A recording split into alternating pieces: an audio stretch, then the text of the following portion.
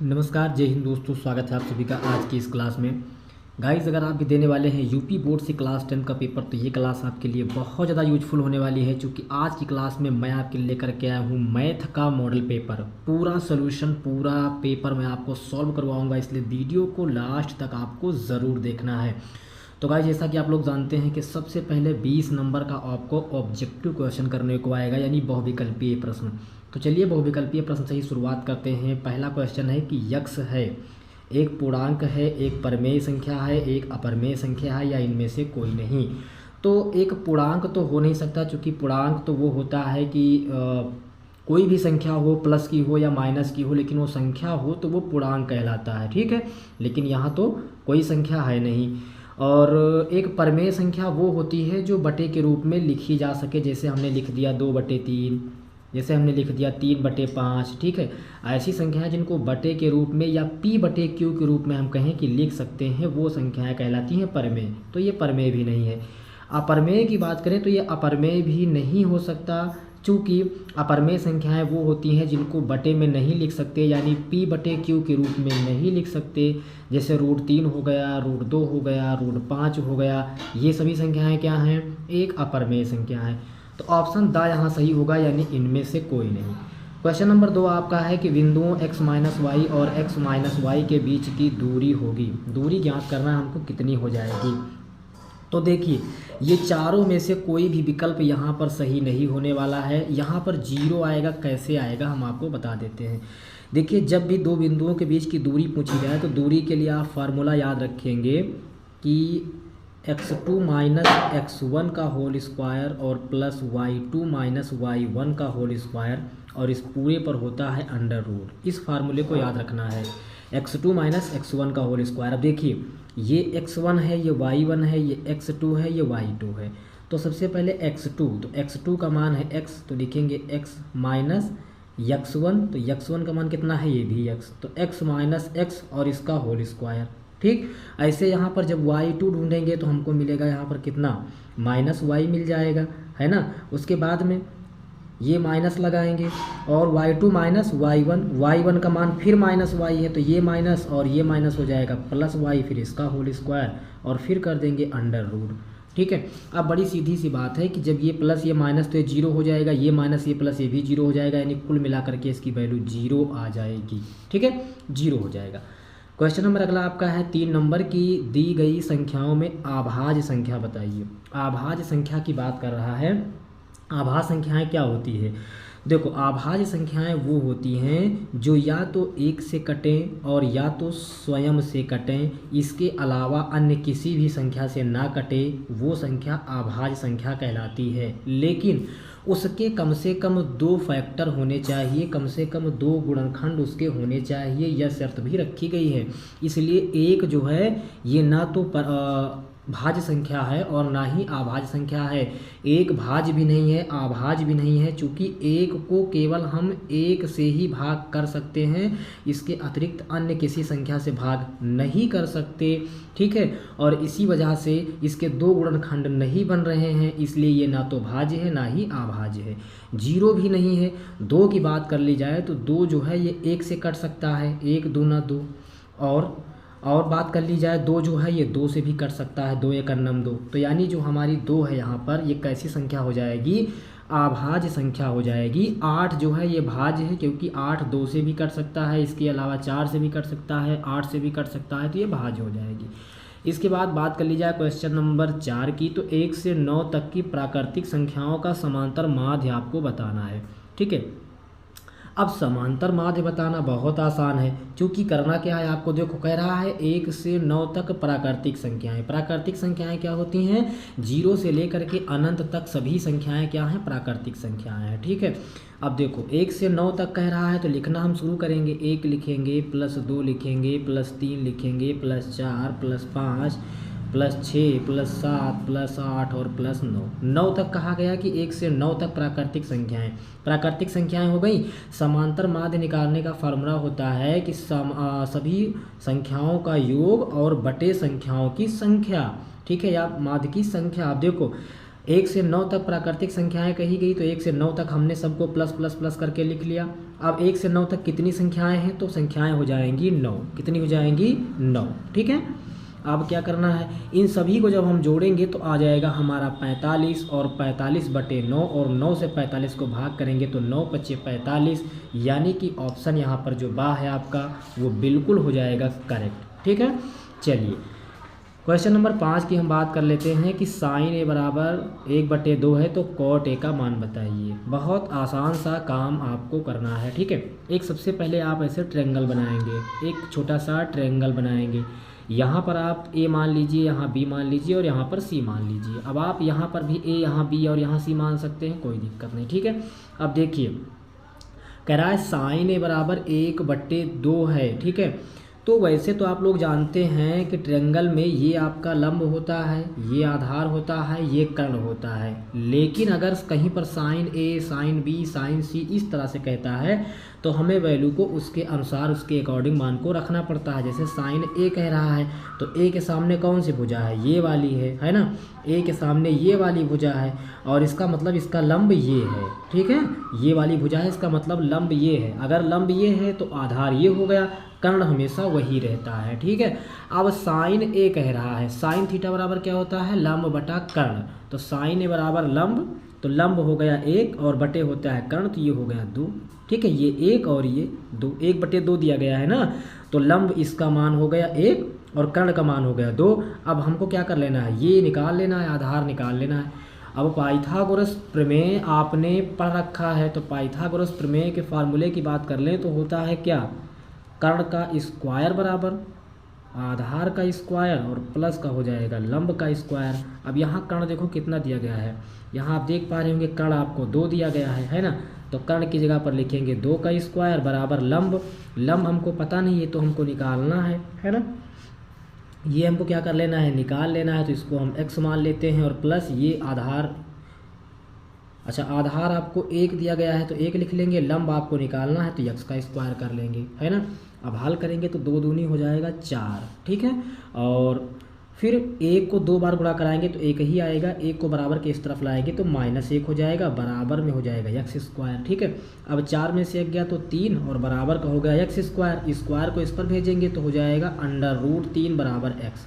X की value कितनी आ गई, √3, यानी ये आपका आ गया √3।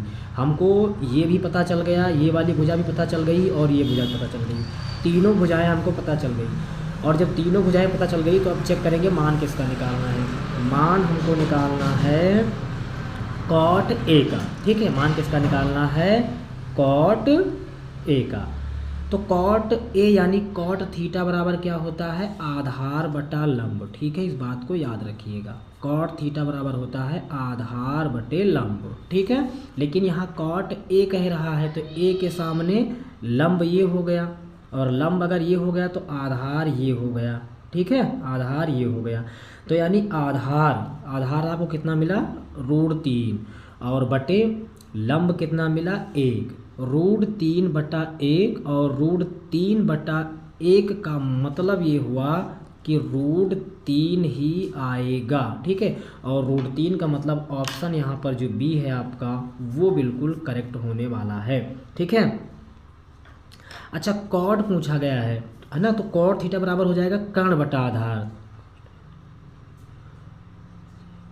हाँ आधार बटा लंब। ठीक है, करेक्ट है √3। ठीक है, चलो अगला क्वेश्चन आपका 6 नंबर है कि 1 - tan² 30/1 + tan² 30 का मान क्या होगा। और भी आसान क्वेश्चन है, करना क्या है, देखो आपको दिया गया है 1 - tan² 30 और बटे 1 + tan² 30, इसका मान बताना है। तो करना क्या है कि लिखेंगे 1 - tan 30 का मान कितना होता है, 1/√3 होता है और इसका स्क्वायर है तो आप भी इसका स्क्वायर कर देंगे, बटे लगाएंगे। फिर 1 प्लस फिर tan 30 आया, इसका मान फिर वही होता है 1/√3, इसका स्क्वायर है तो स्क्वायर कर देंगे। ठीक, आगे हल करेंगे तो 1 है तो 1 वैसे ही लिखेंगे। यहाँ पर जब स्क्वायर से रूट क्या हो जाएगा, कट जाएगा। भाई 1 को 2 बार गुणा कराएंगे तो 1 ही आएगा और जब यहाँ इससे स्क्वायर से रूट कट जाएगा तो बटे में 3 बचेगा, फिर बटे लगाएंगे, यहाँ पर वही होगा 1 लिखेंगे, 1 को 2 बार गुणा कराएंगे तो 1, और यहाँ स्क्वायर से रूट कट गया तो यानी कि बचा 3। इसके नीचे 1 मान लीजिए और इसके नीचे भी 1 मान लीजिए। अब ये सिंपल सा भिन्न बन गया। भिन्न हल करना आप जानते हैं, 3 एकन्नम 3 माइनस 1 एकन्नम 1 और फिर बटे 1 तिहाई 3, पूरे का बटा लगाएंगे, ये बड़ा वाला बटा लगा दिया हमने ये, ठीक। अब नीचे वही करेंगे, 3 एकन्नम 3 प्लस 1 एकन्नम 1 और बटे 3 एकन्नम 3, ठीक है, ये हो गया।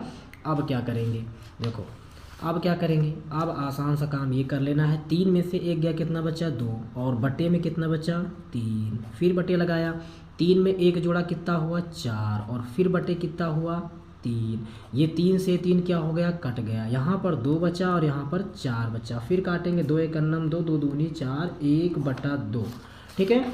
वैल्यू आपकी निकल करके आ जाएगी 1/2, यानी कि ऑप्शन आपका सा यहाँ पर हो गया बिल्कुल करेक्ट, ठीक है। चलिए क्वेश्चन नंबर अगला आपका है कि दो संख्याओं का योगफल अगर 24 है, उनमें से एक संख्या दूसरी की 2 गुनी है तो क्रमशः वो संख्याएं बताइए, ठीक है। बड़ा आसान सा काम करना है। देखिए कह रहा है दो संख्याओं का योग जो है वो 24 है, एक संख्या दूसरी की 2 गुनी है। चलो ठीक है, आसान सा काम है।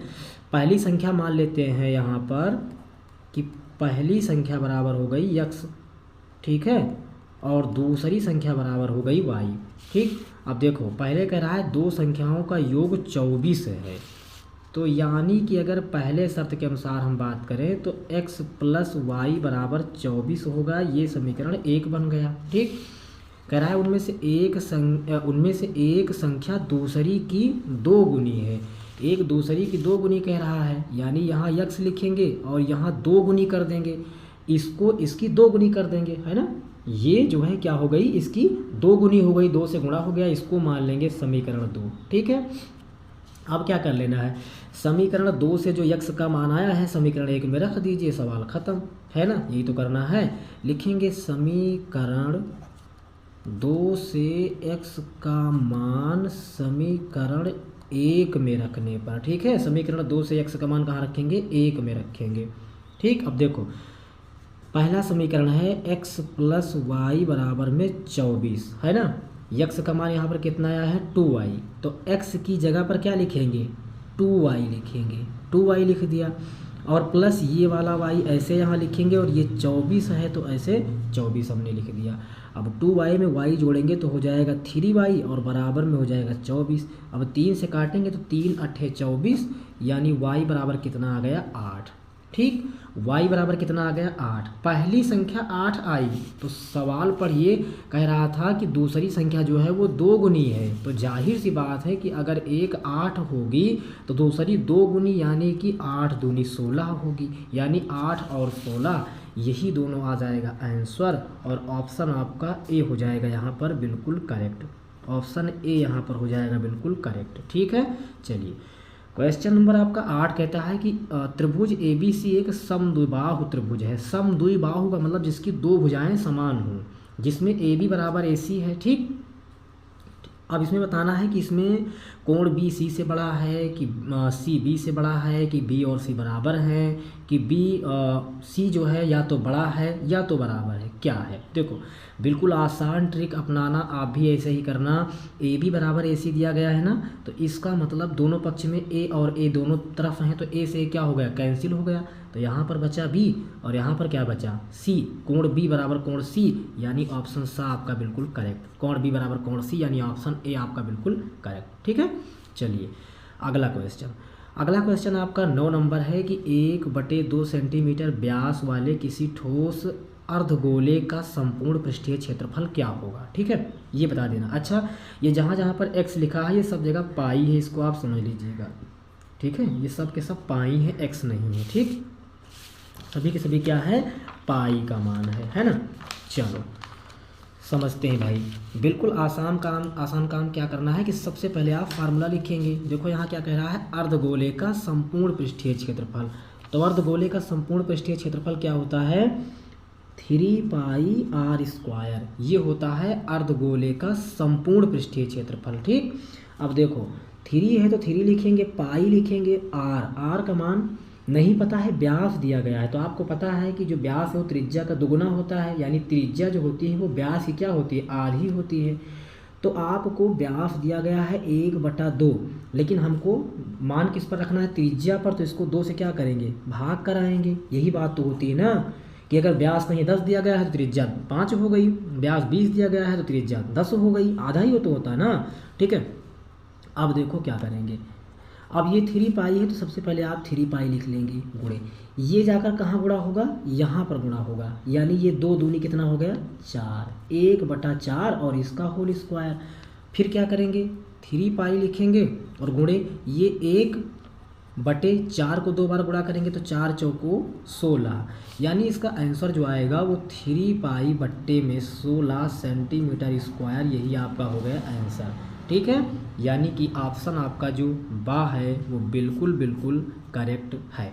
ठीक, चलिए क्वेश्चन नंबर 10 की बात कर लें कि P2,3 की x अक्ष से दूरी क्या हो जाएगी। ठीक है, बिंदु P2,3 की x अक्ष से दूरी। तो देखो आपको पता होना चाहिए कि जो आगे वाला होता है ये x का मान होता है और पीछे वाला y का मान होता है। ये बात तो आप रट लेंगे, बैठा लेंगे, दिमाग में एकदम सेट कर लेंगे। ठीक, यक्स अक्ष से दूरी पूछा गया है तो y का मान बता देना, और y अक्ष से दूरी पूछ ली जाए तो यक्स का मान बता देना। इतना ही करना है, अदरवाइज कुछ नहीं करना है।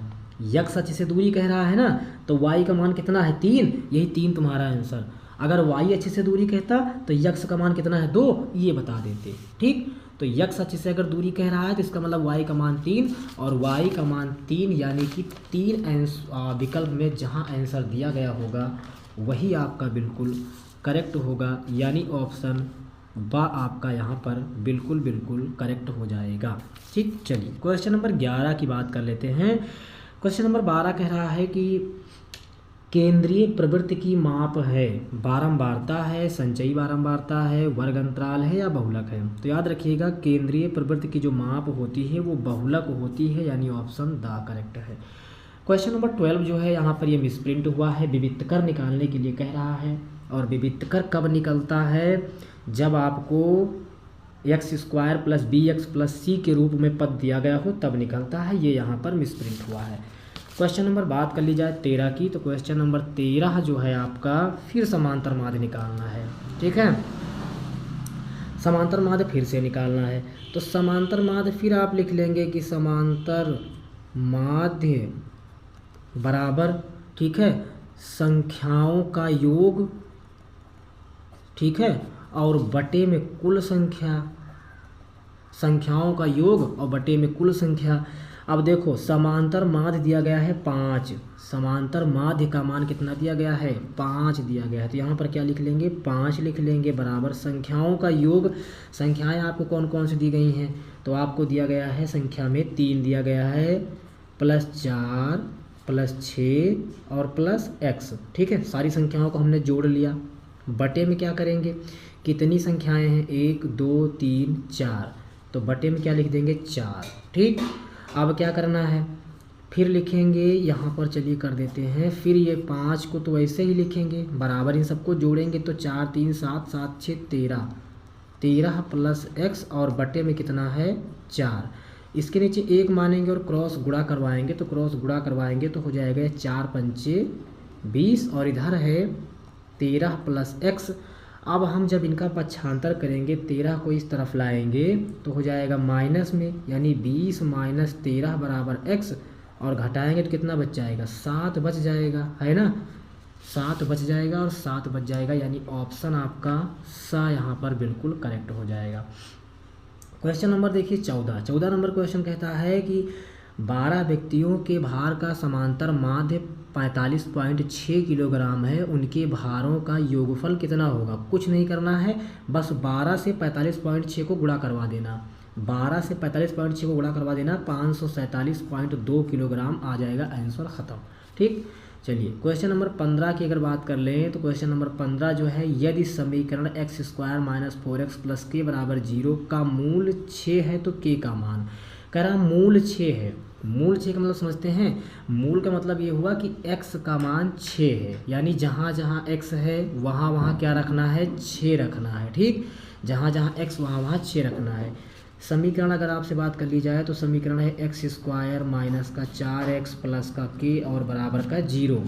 ठीक, मूल कह रहा है 6, यानी x का मान कितना है, 6, तो 6 का स्क्वायर कर दिया माइनस 4 गुणे यहाँ पर फिर x आया, यानी कि फिर 6 प्लस k और बराबर में 0। ठीक, अब इसको गुणा कराएंगे तो 6 छंग 36 और ये 6 चौको कितना हो गया, 24। ठीक है, और प्लस का k और बराबर का 0, ये हो गया।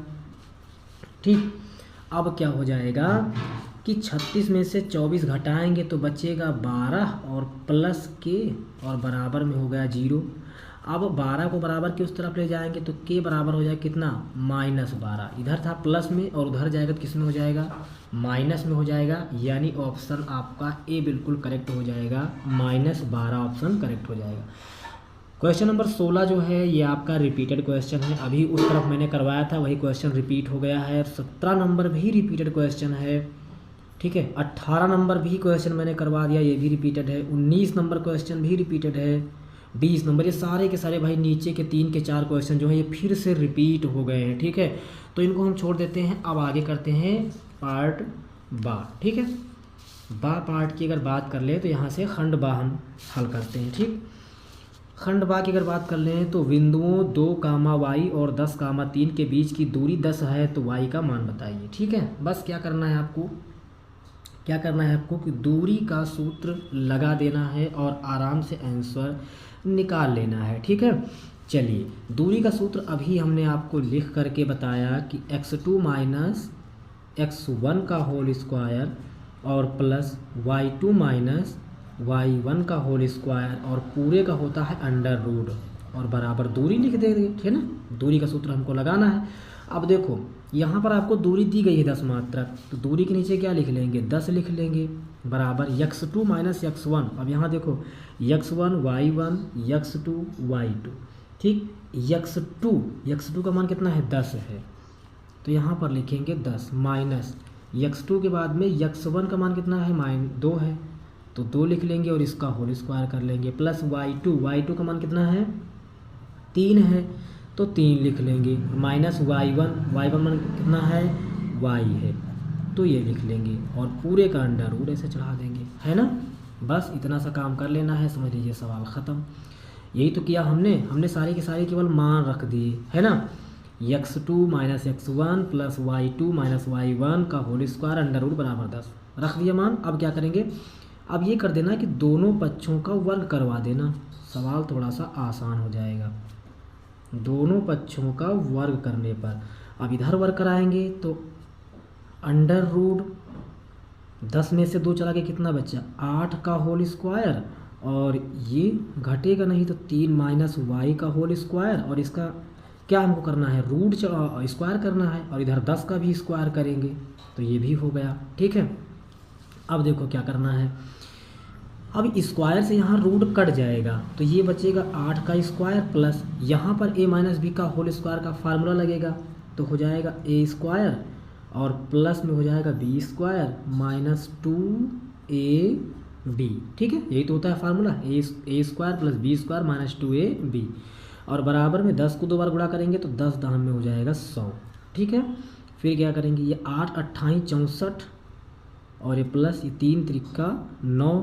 ठीक है, और ये प्लस y स्क्वायर माइनस 2 3 6 और ये y, तो 6y और बराबर में कितना हो जाएगा 100। ठीक है, अब ये जोड़ लेंगे 64 और 9 जोड़ लेंगे तो 64 और 6 70 और 3 73। ठीक है, तो लिखेंगे y स्क्वायर माइनस 6y बराबर 100। 73 को उधर भेज देंगे तो हो जाएगा कि किस में, माइनस में हो जाएगा, है ना, किस में हो जाएगा, माइनस में हो जाएगा।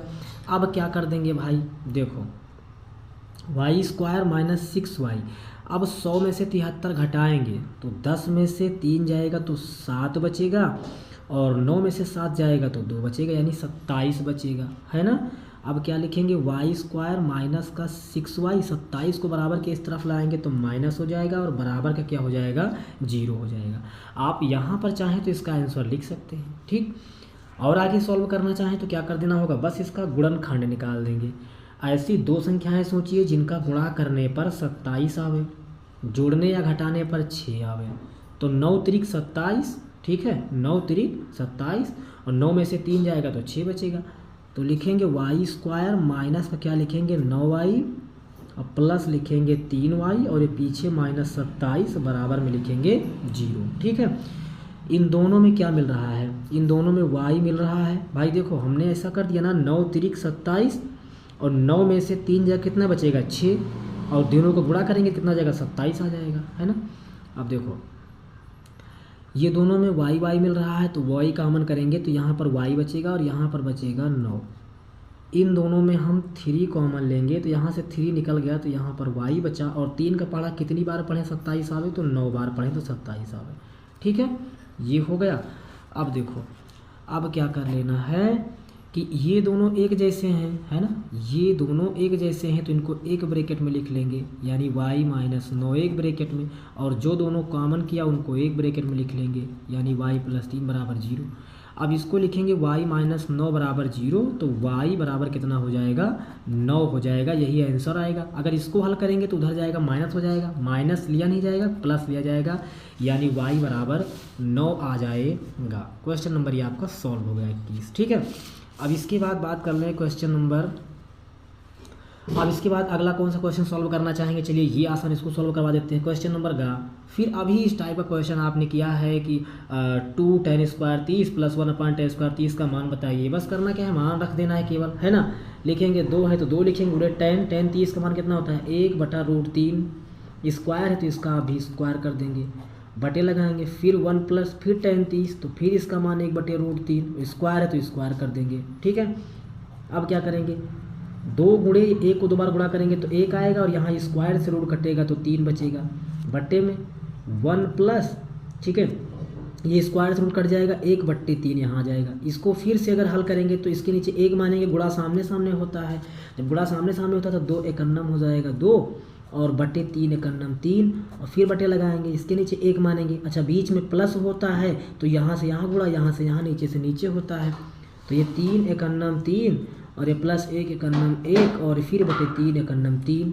ठीक है, अब फिर हल करेंगे तो 2/3 और बट्टे ये 3 और 1 4, 4/3, ये 3 से 3 कटेगा, 2 एकन्नम 2 दूनी 4 यानी 1/2 आ जाएगा आंसर। ठीक है, ख़त्म।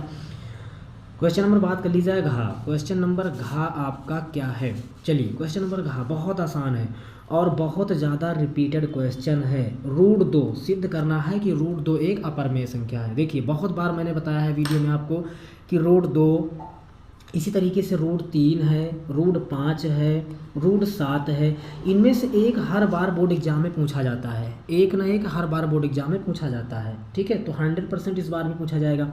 एक आपको मैं करना बता रहा हूँ, वैसे ही आपको सारे करने हैं, सब के सब वैसे ही करने, आराम से हो जाएंगे। ठीक है, देखिए जैसे सिद्ध करना है कि √2 एक अपरमेय संख्या है तो क्या करेंगे, सबसे पहले आप √2 बराबर क्या मान लेंगे, a/b मान लेंगे। आप p/q भी मान सकते हैं, कुछ भी मान सकते हैं, आपकी मर्जी। ठीक, अब क्या करना, बीच में बराबर का चिन्ह है तो बट्टे में 1 मान करके क्रॉस गुणा करवा लेना। जब क्रॉस गुणा करवाओगे तो हो जाएगा b गुणे में √2 और बराबर 1 से गुणा a में होगा तो आ जाएगा a। ठीक है, अब क्या कर सकते हैं, अब ये करेंगे कि लिखेंगे कि दोनों पक्षों का वर्ग करने पर, ठीक है, दोनों पक्षों का वर्ग करने पर, ठीक, दोनों पक्ष का क्या करना है, वर्ग करना है। जब इधर वर्ग करेंगे तो हो जाएगा b का स्क्वायर और गुणे √2 का स्क्वायर, और जब इधर वर्ग करेंगे तो ये a के ऊपर स्क्वायर लग जाएगा। ठीक, अब क्या करना होगा, अब b को 2 बार गुणा करेंगे तो b स्क्वायर आएगा और गुणे यहाँ स्क्वायर से रूट कटेगा तो 2 बचेगा और बराबर के बचेगा a स्क्वायर। ठीक है, ये काम हो गया। अब देखो b स्क्वायर गुणे 2 बराबर a स्क्वायर, इन दोनों के बीच में क्या चिन्ह है, गुणा, और जब गुणे का चिन्ह होता है तो एक संख्या को रोकते हैं, दूसरी संख्या कहाँ चली जाती है, बट्टे में हमेशा जाती है, यानी हो जाएगा b स्क्वायर बराबर a स्क्वायर बट्टे में 2, a स्क्वायर बट्टे में 2। देखो एक बात आप समझ लीजिए अच्छे से, कि इसी तरीके से √2 आवे, √3 आवे, √5 आवे, कुछ भी आ जाए, ऐसे ही आपको करना है। सबसे पहले a/b मानना, फिर क्रॉस गुणा करवाना, उसके बाद दोनों पक्षों का वर्ग करवाना, वर्ग करवाने के बाद आगे जैसा मैं कर रहा हूँ वो करना, ठीक है। अच्छा अब देखो, जो संख्या बटे में होती है वो अपने ऊपर वाले को काटती है। यही नियम तो आपने पढ़ा है बचपन से ना, कि जो संख्या बट्टे में होती है वो अपने ऊपर वाले को काटती है। तो आप लिखेंगे कि जहाँ a² 2 से विभाज्य है, विभाज्य है कि नहीं है? देखो विभाज्य है कि नहीं भाई, ये बट्टे में है तो इसका मतलब ये अपने ऊपर वाले को काट रही है, ये बट्टे में है इसका मतलब अपने ऊपर वाले को काट रही है, यानी a² 2 से क्या है, विभाज्य है। लेकिन 2a² से विभाज्य नहीं है, ठीक है।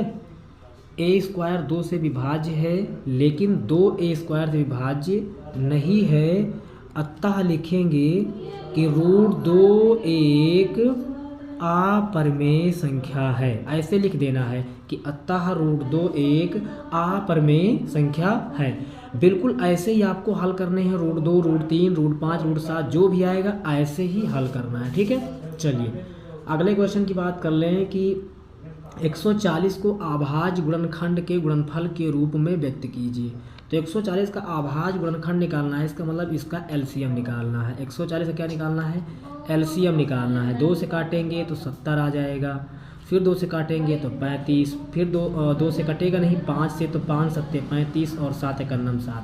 गुणनखंड इसकी बात कर लें तो 2 × 2 × 5 × 7, यही इसका एलसीएम आ गया और यही इसका आंसर हो गया, ख़त्म, ठीक है।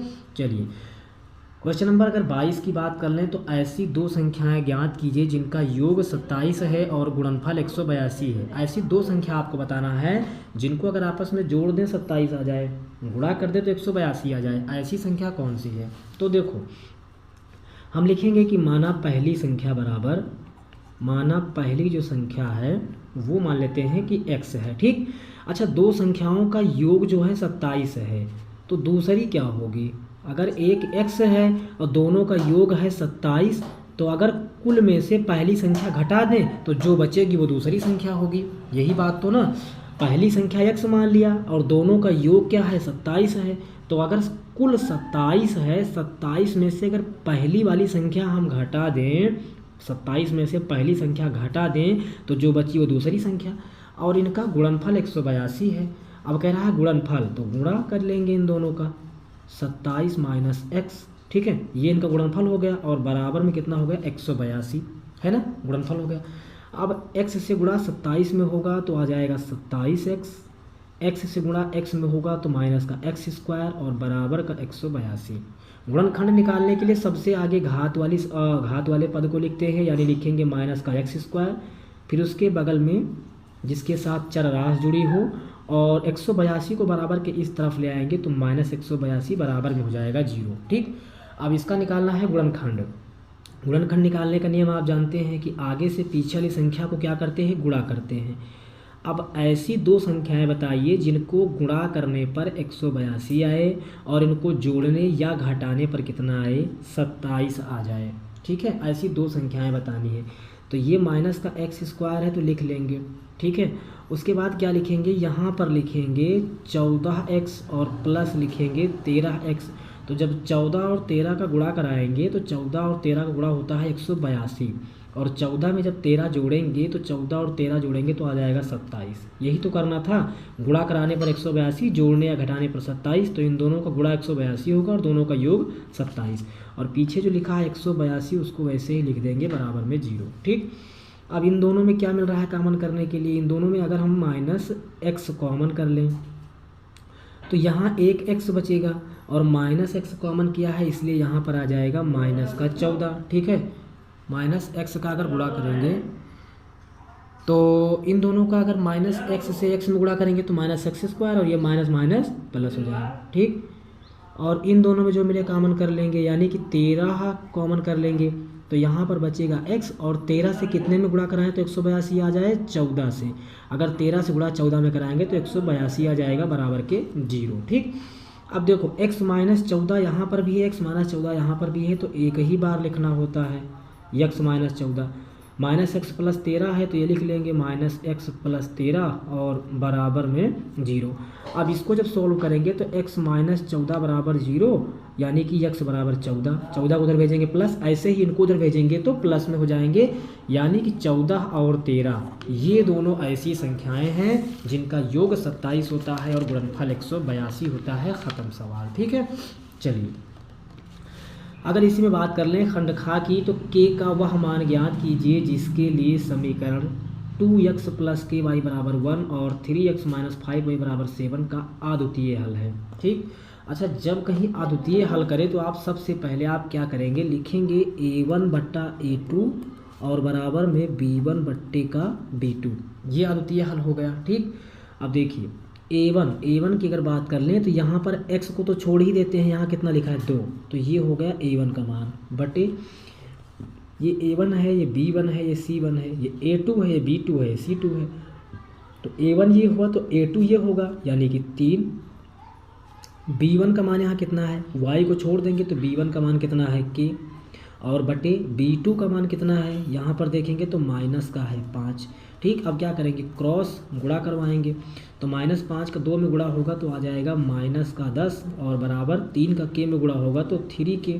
ठीक, अब k को रोकेंगे तो ये 3 आ जाएगा बटे में, यानी कि -10/3 बराबर k, यही आ जाएगी k की वैल्यू और यही आपको था निकालना। ठीक, बात कर ले क्वेश्चन नंबर अगर 3 की। ठीक है, तो क्वेश्चन नंबर 3 जो है आपको क्या करना है, दर्शाइए कि 5 - √3 एक अपरमेय संख्या। अभी मैंने जस्ट ऊपर आपको अपरमेय संख्या सिद्ध करना बताया, वैसे ही इसको भी सिद्ध करना है।